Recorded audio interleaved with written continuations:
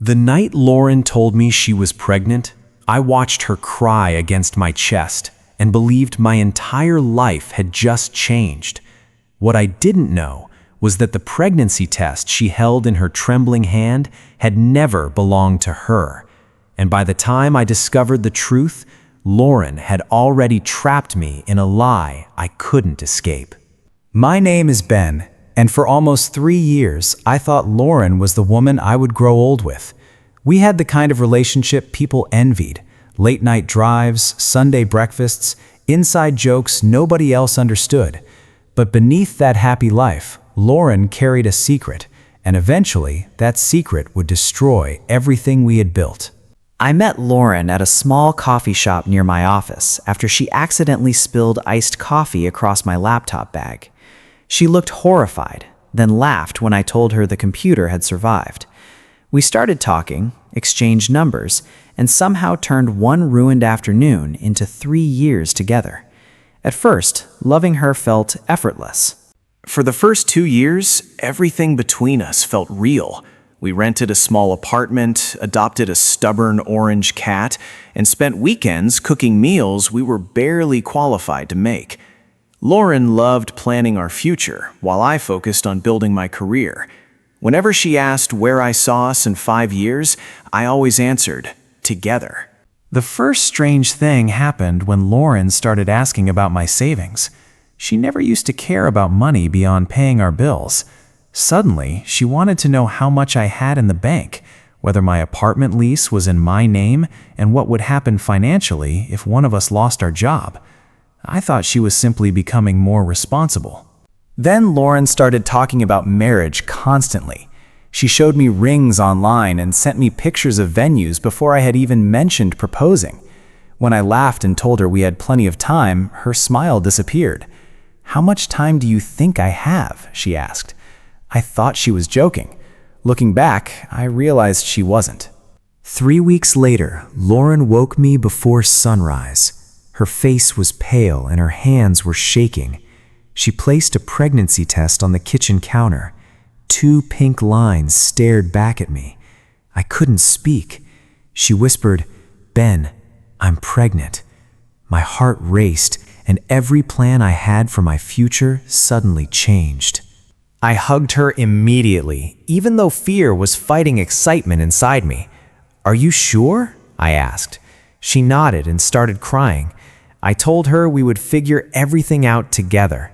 Lauren buried her face against my shoulder, but when I looked down, I noticed something strange. Her tears were falling, yet there was almost no emotion in her eyes. A week later, Lauren said her doctor wanted another appointment. I offered to come, but she immediately refused. "I need to process this myself," she said. That answer bothered me. We had always gone through difficult things together. Still, I respected her decision. I had no idea that the appointment she described never happened. Over the next few weeks, Lauren became unusually secretive. She kept her phone face down, stepped outside whenever someone called, and deleted messages before leaving the room. Whenever I asked what was wrong, she said pregnancy hormones were making her emotional. I wanted to believe her, because believing her was easier than imagining the alternative. Then she started talking about our future like it had already been decided. "We need a bigger place," she said. "You should probably add me to your health insurance." She also mentioned that getting married quickly would make everything easier. When I suggested waiting until after the first trimester, Lauren suddenly became furious. "You promised me a family," she shouted. "Now that it's happening, you're scared." I told her being scared didn't mean I was leaving, but she kept pushing. She accused me of abandoning her before the baby was even born.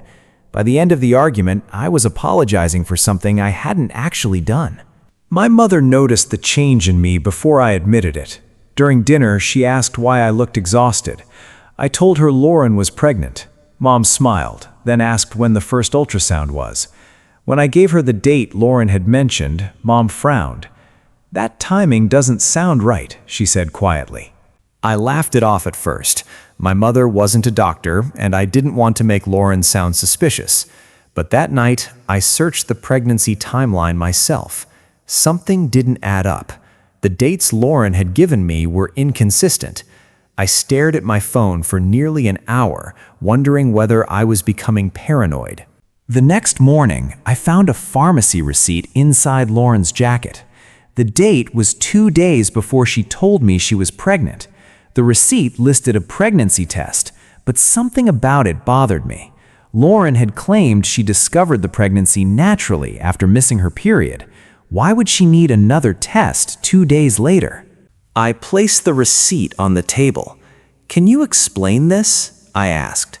Lauren stared at it for several seconds before laughing. She said she had bought an extra test because she wanted to be certain. Her explanation sounded reasonable, too reasonable. Then she kissed my cheek and asked why I was suddenly investigating her. That afternoon, I received a call from an unknown number. A woman asked if she was speaking to Ben. When I confirmed it, she said, "I think you need to know something about Lauren." Before she could continue, the call disconnected. I tried calling back, but the number was unavailable. I sat there, frozen, wondering who she was. That evening, Lauren asked why I looked nervous. I told her someone had called me about her. Her face changed instantly. Just for a second, the confidence disappeared. Then she asked what the woman had said. I told her the call had ended before she explained.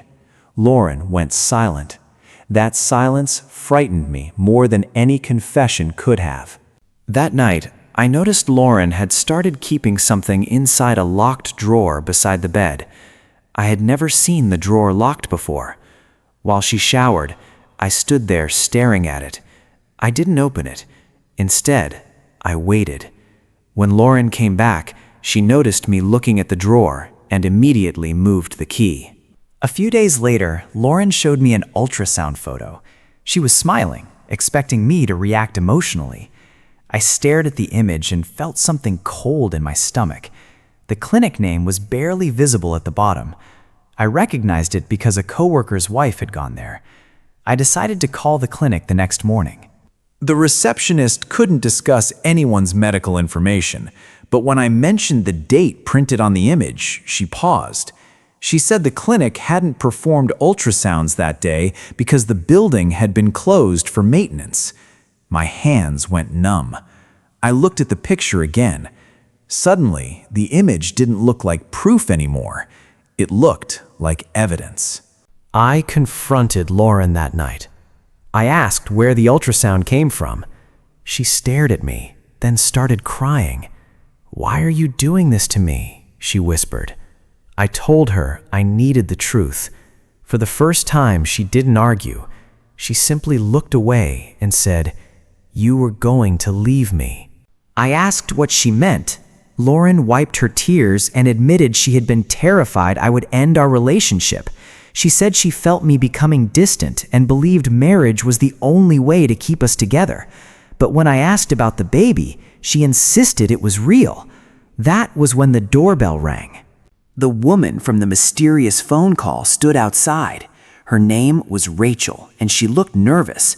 She told me she had worked at a private clinic where Lauren had been asking questions about pregnancy tests and medical records. Rachel had discovered something that made her uncomfortable and decided I deserved to know. Rachel handed me a photograph. It was a positive pregnancy test, but the date written on the back was months earlier. Lauren had purchased it from another woman who had recently been pregnant. Rachel said Lauren had also obtained an old ultrasound image and altered the dates. The pregnancy I thought was changing my life had never existed. I turned toward Lauren, expecting denial. Instead, she sank onto the couch. She admitted everything. She had never been pregnant. She had created the entire story because she believed I would propose, move in permanently, and become financially tied to her if I thought she was carrying my child.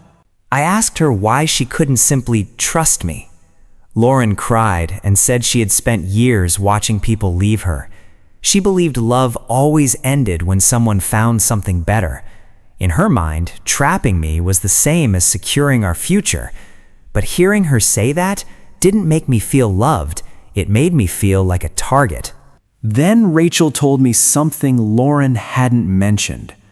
Lauren had contacted my employer asking about adding a dependent to my insurance before she even told me she was pregnant. She had already researched our financial options. She wasn't improvising. She had been planning this for months, long before I knew anything was wrong. I looked at Lauren and remembered every moment I had trusted her. The first coffee, our apartment, our cat, the nights we talked about growing old together. All those memories were real to me. But suddenly, I didn't know which moments had been genuine for her. That uncertainty hurt more than the lie itself. Lauren grabbed my hand and begged me not to leave. She promised she would get help, tell everyone the truth, and rebuild what we had. I wanted to believe her. A part of me still loved her. But love doesn't erase manipulation, and trust doesn't come back because someone cries hard enough. I packed a suitcase that night. Lauren stood in the doorway, shaking. "Ben, where are you going?" she asked. I looked at her and said, "Somewhere I can hear my own thoughts again." She asked if I still loved her. I paused before answering. "I do," I said, "but I can't live with you." The next few months were brutal. I moved into a small apartment and avoided dating completely. Friends told me I had been lucky to discover the truth before marriage or children were involved. Maybe they were right, but knowing I escaped the trap didn't make me feel victorious. It made me wonder how easily love can become control. Lauren eventually admitted the truth to our families. She returned the things she had bought for our supposed future and apologized to the people she had deceived. I never learned whether she truly changed. Some wounds don't need a final update. Sometimes, walking away is the only way to stop someone else's choices from becoming your identity. I used to think the worst betrayal was discovering that someone didn't love you. Now I know it can be worse when someone claims to love you while secretly manipulating your decisions. Real love gives you freedom to choose. It doesn't manufacture emergencies, create fear, or build a cage and call it commitment. Almost a year later, Lauren sent me one final message. She wrote that she had started therapy and finally understood that fear had turned her into someone she didn't recognize. I read the message twice. I didn't respond, not because I hated her, but because I had finally learned something I should have known from the beginning. You can forgive someone without giving them another chance to hurt you. You can love someone and still walk away. And sometimes the person you thought you were building a future with is actually building a future around you without your permission. I thought Lauren was trying to create a family. In the end, she was trying to create a prison. For months, I blamed myself for missing the signs. But I eventually realized that trusting someone isn't stupidity. Trust is what makes love possible. The mistake wasn't believing Lauren when I had no reason not to. The mistake would have been discovering the truth and choosing to ignore it because I was afraid of starting over. If this story made you question how far someone might go to keep the person they love, remember this: love should never require a trap. If you were in my position, would you forgive Lauren after everything she did, or would you walk away forever?